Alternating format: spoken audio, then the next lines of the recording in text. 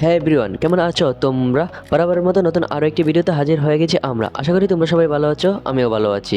তোমরা দেখছো it's me Shubho YouTube channel, সাথে আছি আমি শুভ। আজকের ভিডিওতে আমরা হরিপুর রাজবাড়িতে চলে এলাম। আর এই হরিপুর রাজবাড়িতে কী কী আছে, কিভাবে যেতে হবে, সব বিস্তারিত আলোচনা করবো আজকের এই ভিডিওতে। তো বেশি প্যাক না করে শুরু করে দিই আজকের ভিডিও।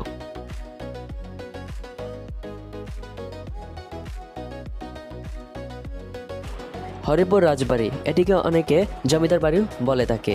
আর এই হরিপুর রাজবাড়িটি অবস্থিত হচ্ছে ব্রাহ্মণবাড়িয়া জেলার নাসিরনগর উপজেলায়।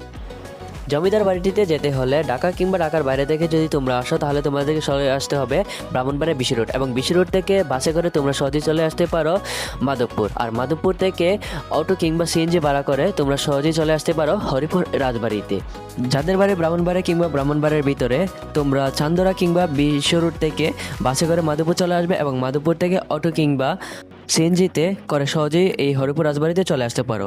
হরিপুর রাজবাড়িটি 5 একর জমির উপর বানানো হয়েছে। 60টি কক্ষ, দরবার হল, রংমহল, গোয়ালঘর এবং মন্দির সহ এই জমিদার বাড়িটি অবস্থিত। জমিদার বাড়িটি তিতাস নদীর পাড়ে অবস্থিত। এই জমিদার বাড়িটি কৃষ্ণপ্রসাদ রায় এবং গরিপ্রসাদ রায় চৌধুরী তৈরি করেছিলেন। এই জমিদার বাড়িটি প্রায় 175 বছর আগে স্থাপিত করা হয়েছে।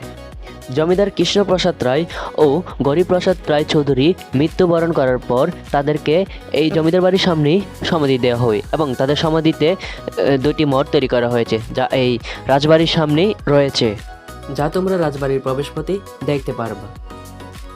তাছাড়া রাজবাড়ির সামনে একটি নৌকা ঘাট রয়েছে, যেখানে বিভিন্ন প্রান্ত থেকে মানুষ নৌকা দিয়েও এই রাজবাড়ি দেখতে আসে, যা রাজবাড়ির সৌন্দর্যকে আরও সুন্দর করেছে। তো সবশেষে একটি কথাই বলবো, যদি তোমাদের হাতে সময় থাকে তাহলে এই রাজবাড়িতে ঘুরতে আসতে পারো। मोहब्बत का तू इनकलाब है मेरा जहां।